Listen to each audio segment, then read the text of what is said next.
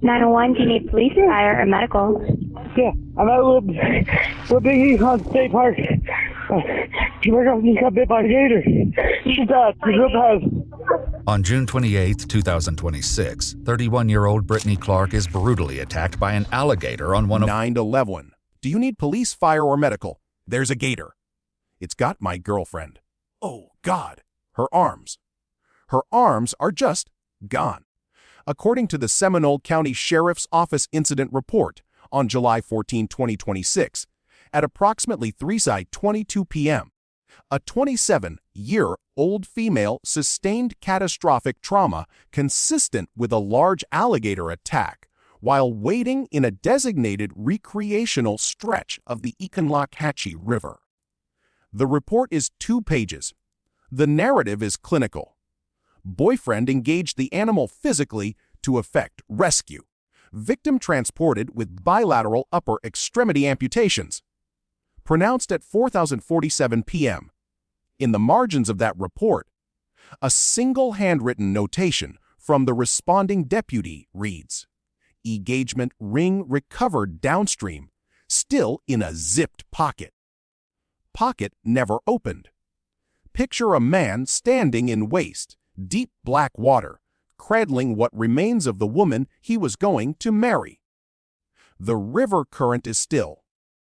Behind him, unnoticed in the first frantic seconds, after he dragged her to the bank, a small diamond solitaire sinks, rolling end over end along the sandy bottom in a motion that precisely mirrors the death spiral that just ended. The promise spun one last time and disappeared. The shallows don't forgive." Before we go deeper into what the documents actually show, make sure you're subscribed to Police Bodycam Legal Analysis. Because we don't just cover the story, we follow the evidence. The 911 call lasts 17 minutes. The transcript, released as a public record, is a document you can't unread. The male caller, identified later as Alex Voss, speaks in the staccato cadence of a man whose brain has not yet accepted what his hands have touched.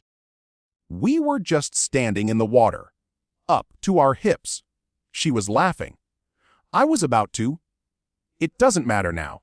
It came up like a log, then a wall of teeth, and she just folded. I grabbed her, and it pulled me too. The water turned red so fast." The gator's still nearby? We don't know it's dark water. Are you in the water? No, we're next to it. Oh, you're okay, beautiful. You're okay. We're here to stop the blood. Okay, get a towel. I'll have a towel. Here. I can't move. No, it's okay, because we're good. No, we're not. As the dispatcher sends first responders racing toward The dispatcher asks if the animal is still nearby. Alex answers, "I don't know. I don't care. I can see her bone." I'm just sending you a sorry, my friend. Okay, how bad is the bite? Horrible. Her arm is dislocated. Almost as like dislocated. Both her arms. Both her arms are off, like basically. She's gonna be okay. She's still breathing. Her arms are so bad, bro. 12 minutes into the call, Jaden finally hears the sounds of Seminole County deputies nearby. The Florida Fish and Wildlife Conservation Commission's long-standing public advisory is clear. Alligator attacks are extremely rare.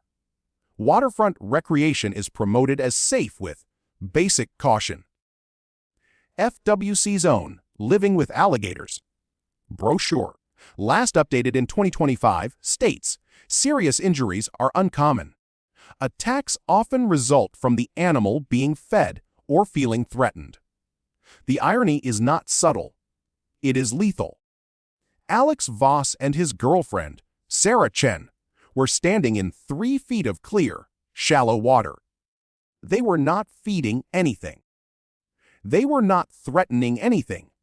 They were on public land on a Saturday afternoon, having the kind of conversation that ends with a lifetime, and a 13-foot predator turned that conversation into a missing persons case in less than 8 seconds. When deputies arrive, their body cams captured a scene that requires no narration. The footage is public record. You can watch it in the Seminole County Evidence Portal. Sarah is on her back on the mud, a blue towel wrapped around her shoulders. The towel is already soaked through. Alex is kneeling beside her, one hand on her cheek, the other holding pressure where her left arm used to be. His voice is raw but steady, doing that thing the human voice does when it has one job left. Wrist. Brittany's right hand is barely hanging on. Ow. I know, baby. I know. Ow. I know, baby. Ow, ow, ow. Come on. We're trying to. Ow. Ow. Ow. I'm sorry, sweetie. Son. You're okay. You're okay. Look at me, baby. Look at me. We're gonna get you out of here. The ring's in my pocket. It's in my pocket, Sarah. You're gonna wear it. You're gonna wear it. He didn't know the pocket had torn open in the water. He didn't know the ring was already gone. A deputy kneels, tries to apply a tourniquet. Hanging on. Ow. I know, baby. I know. Ow. I know, baby. Ow, ow, ow. Come on. We're trying to. Ow. Ow. Ow. I'm sorry, sweetie. Son, get me out of the sun. The left arm is severed at the shoulder, the flesh twisted in a spiral pattern that the medical examiner would later describe as consistent with a rotational disarticulation. The death roll. Once an alligator locks its jaws, it spins at up to 50 rotations per minute, a biological torque wrench designed to dismember prey in water. Sarah's right arm is still attached below the elbow, but held together by a thread of skin. The deputy pulls the tourniquet tight. Sarah screams. I can't breathe. Here, keep breathing. You're breathing. You're okay, man. All You're right. talking, okay? Yeah. You're talking. You're okay. Just keep talking to her. No, put me down. You're not even up. Yeah. Stay with us, I Brittany. can't breathe. It's okay, Brittany. We got help on the way, okay? Stay with us, Brittany. They're pulling up, okay? Stay with us, Brittany. Pulling up. Chance continues to reassure Brittany, staying as close as possible while everyone encourages her to keep talking. Whistles ring out from the trees, alerting them that Alex doesn't flinch. He just keeps repeating her name like it's the only word that still makes sense. Paramedics arrive. Whistles ring out from the trees, alerting them that paramedics have reached the scene. Hey, over here! Down here. Hey! We see you to our left! Keep walking! Over here! All right, I'm coming. Let's go! Please hurry. Please. Do you guys have a stretcher to load her now? We need one. Rescuers take over as Chance steps back, giving them room to work. The Bodycam audio catches the sound of a helicopter fading in. Sarah is talking. Her words are faint but lucid. I can't feel my hands. Alex lies to her. They're right here, baby. Once they make it through the trees, they transfer Brittany onto a stretcher. Her body has turned visibly pale from the severe blood loss, but she continues fighting to stay conscious. Stay with us, Brittany. Come on, Sam. Breathe. Stay with us, Brittany. No. I can't breathe. You gotta strap this thing on. I can't breathe. Okay, we're gonna help you breathe. They're right here. The paramedics lift her onto a stretcher. As they carry her through the palmettos, the Bodycam's lens catches Alex for just one frame. He is staring at his own chest, where her blood has dried in the shape of a handprint he will never wash off. An hour after transport, a Seminole County detective and an FWC trapper locate the alligator 100 yards downriver. The incident report notes the animal displayed aggressive posturing and did not submerge. The detective, a veteran of 20 years, dropped to a prone position on the bank, fired a single rifle shot to the base of the skull, and killed it. The necropsy confirmed a 13-foot-2-inch male in prime condition. Stomach contents included a partially digested turtle shell, fish bones, and a piece of fabric later matched to Sarah's swimsuit. What the necropsy did not contain was any evidence the animal had been fed by humans. It was not a nuisance gator. It was not relocated. It was not conditioned. It was just an apex predator doing what apex predators do in an ecosystem that has not changed in 30 million years. The shallows don't forgive. Here is where the record fractures. FWC's spokesperson released a statement expressing condolences and reminding the public that Florida's waters are shared with native wildlife. Alligator attacks remain statistically negligible. Statistically negligible. That phrase appears in the official press release, dated July 15, 2026, archived on myflorida.com. It is a public document. It sits in stark contrast to another public document, the FWC's own statewide nuisance alligator program database.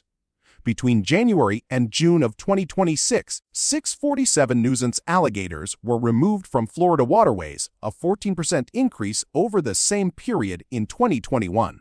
Of those, 12 were over 12 feet. The database categorizes each removal by threat level. 7 of those 12 were classified as Category 1, imminent threat to human life. So when a state agency says, statistically negligible, while simultaneously removing a human-killing predator every other week, ask yourself, negligible for whom? And that brings us to the ticking clock you haven't heard. If a couple cannot trust knee-deep water at a state park on a blue sky afternoon, at what point does the entire notion of managed coexistence become a legal and moral fiction, a liability shield that costs more than a life? Florida's tourism economy depends on the promise that the water is safe. Yet in the shadow of that promise, the true statistic is buried. You are not a visitor in that water. You are biomass, and the state knows it.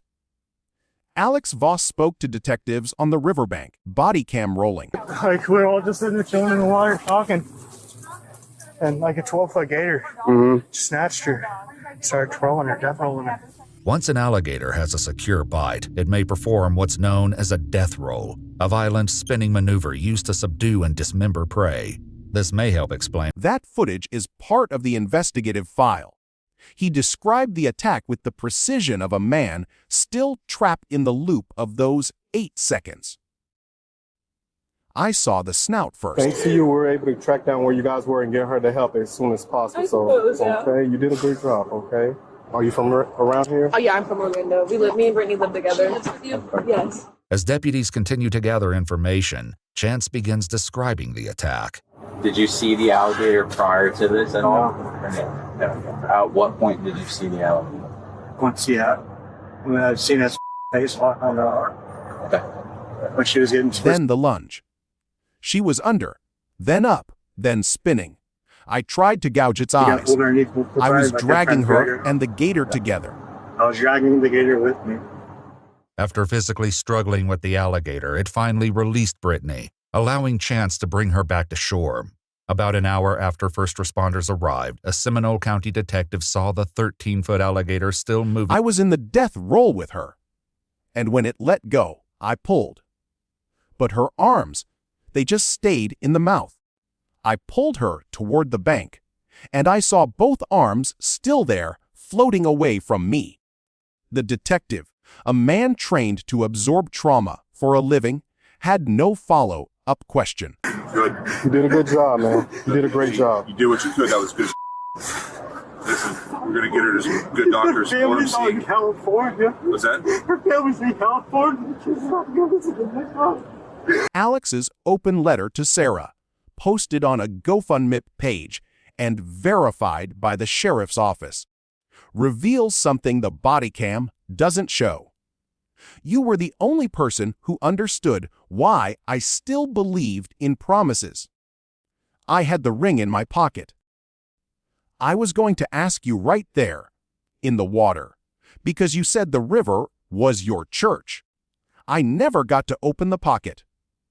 But you said yes anyway. I heard you say yes when you told me to keep holding on. I will hold on. I will hold on forever. Chance wrote, "We had so many things planned out and memories to be made. You were such a special person and did not deserve to go out in such a way. I love you, and don't worry about Shady and Hokey." The ring was recovered 2 days later by a volunteer diver, tangled in a root ball 30 yards from the attack site. The pocket zipper was still closed. The ring had slipped out through a tear in the fabric during the struggle. It is now in an evidence envelope at the sheriff's property room, logged as item FUN47. Recovered jewelry, none evidentiary. The irony is now an official inventory number. The shallows don't forgive. You can read the full FWC incident report, FI 260743, available through the Florida Fish and Wildlife Conservation Commission's Public Records portal. We've linked the request pathway in the description. There is one detail in that report that remains unaddressed by any agency press release. The necropsy notes a second piece of fabric in the alligator's stomach, not matched to Sarah Chen. It is a small strip of blue denim, relatively fresh. No missing persons case has been connected to this river in 2026. So the question isn't whether this alligator had attacked before. The question is, who else did the water keep? I want you to answer that in the comments. If you believe evidence should drive the story, not the headlines, then hit like. Share this with someone who needs to see the whole picture. Subscribe and turn on notifications for police bodycam legal analysis. We don't leave questions unanswered. We just follow the record until someone has to answer them.